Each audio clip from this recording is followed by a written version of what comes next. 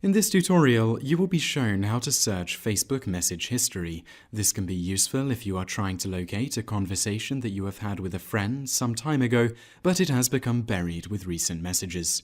First, make sure you are logged in to your Facebook account. After that, click on the message icon located in the upper left part of the window. A drop-down menu will appear. At the bottom will be an option called See All. Click that. Now you will see an option called More. Click it. A drop-down menu will appear with a few more options. Click the Archived option. Write the text you want to search for inside the text box called Search. Now the message you have searched for will appear in the middle of the screen, and this is how to search Facebook message history.